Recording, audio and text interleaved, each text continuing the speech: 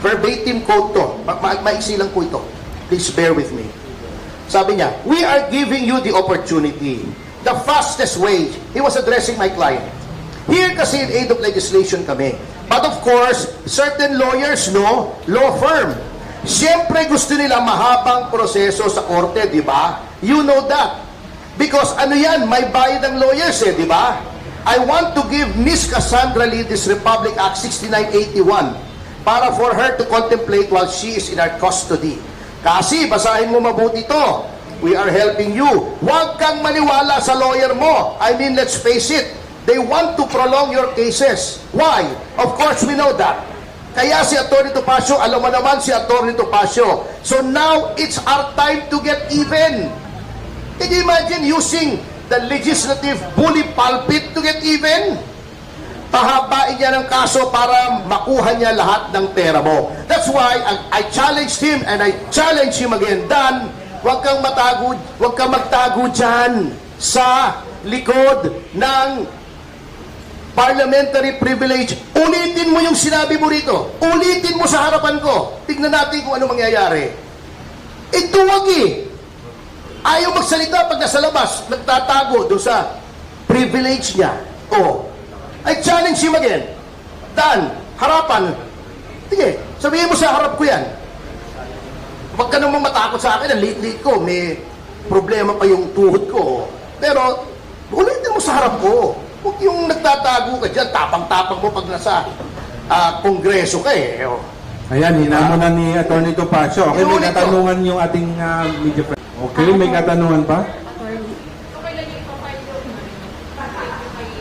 It's on its way. Ito ay, kasi kailangan ito, padalan pa yung tanggapan ni Congressman Fernandez bago i-file sa Ethics Committee. But pinirmahan ko na to, nanotaryohan ko na, pinapasok ko yung in-house notary namin ng alas 8 ng umaga para pag pinirmahan ko, masumpaan ko, and then, he is the one on his way, Attorney Rafael Antonio Andrada will be the one to file this. Hindi naman po kailangan personal ako mag-file. For today, yes. It will be filed today. Kasi alam nyo, I just want to show some members of Congress that you cannot abuse your rights and privileges without encountering pushback. Ito ikwento ko lang. Ngayon, umpisahan nila yung TRICOM hearing on guidelines daw on fake news. Kasi, eto, get this. Kaya nila ginawa yung TRICOM na yun dahil may mga fake news daw na targeted against members of the Quadcom. Unang-una, kung alam mo ang iyong konstitusyon, you cannot do that. You cannot start legislation for the benefit of a particular class of people. That is class legislation that is prohibited under the Constitution. Hindi pwedeng gagawa kami ng batas para sa amin lang. That's unallowable class legislation. Gagawa ka ng batas, mag-iimbestiga ka dahil kinikriticize ang Quadcom. Saang planeta na naman pwede yan? Baka sa alternate universe. Hindi po pwede yun. If you make legislation, unless merong class legislation, but make criteria. You cannot make legislation just to benefit a particular set of people. Basahin nyo yung si Barok. Sino yung apelido ni Barok? Yung tracker na laging nagdidemanda sa Supreme Court. Yung against the Truth Commission na kinonstitute ni Noynoy. Sinabi niya to investigate the abuses during the Arroyo administration. You cannot do that. That is class legislation, and that law was struck down by the Supreme Court. Bakit i-concentrate mo sa criticism sa Quadcom? Meron bang kailangang batas pa? Meron na po tayong, we have the strictest libel law in the entire globe. In the entire world, tayo po yung pinapamahigpit na libel law. Isa tayo sa very few countries na criminalized pa ang libel. Meron pa tayong cyber libel. Meron pa tayong civil action under the civil code for defamation, fraud, and physical injuries. Kung pwedeng humingi ka ng danyos for civil libel ang tawag doon. Ano pang kailangan mong batas? Bago ang sasabihin nila, tatawagin daw nila yung mga representatives sa social media platforms, TikTok, X, Meta, di ba?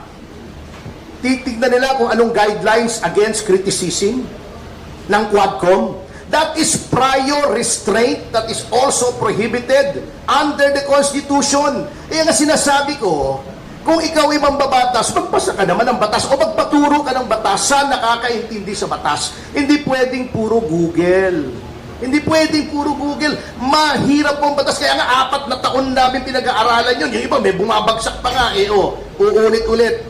After namin mag-aral ng 4 years ng bachelor's degree, mag-aaral na naman kami ng another 4 years ng batas. Magre-review pa kami ng 6 na buwan bago maging abogado. Kung sasabihin mo, makukuha sa Google yung sagot, hindi po. That is prior restraint. That is censorship. That is an abomination in a democratic government. Censorship, kaya nga wala na yung Board of Censors, di ba? That is prior restraint.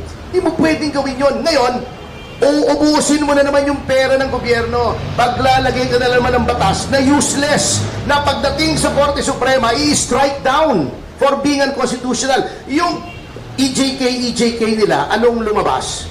Gumawa sila ng bill against EJK, hindi na naintindihan. Lahat ng killing ay EJK, basta hindi in-order ng court.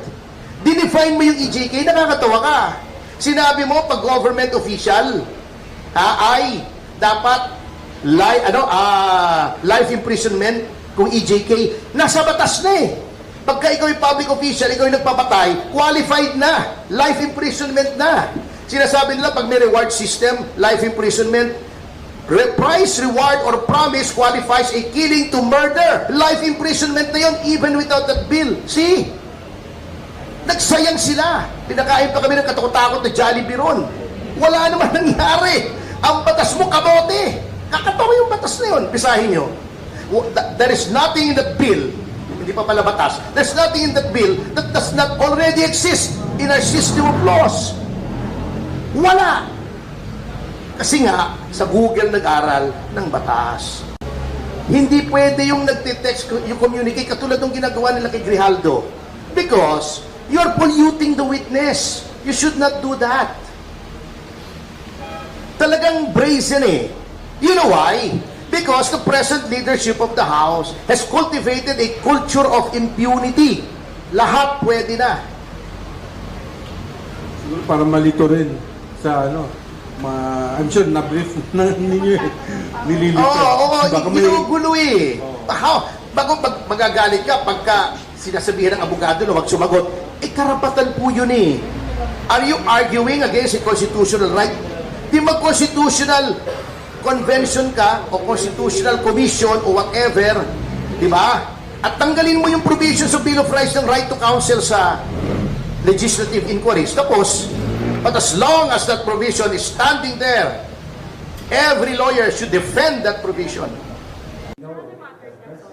Sir, kasi si lawyer po ni Cassie Ol, si Atty. Topacio, filed an ethics complaint against for conduct unbecoming and violations daw po sa rights of witnesses as example. Yung mga improper remarks niyo po against Atty. Topacio. Well, karapatan po niya yan. Pagbigyan po natin at ihir naman po dito sa Kongreso.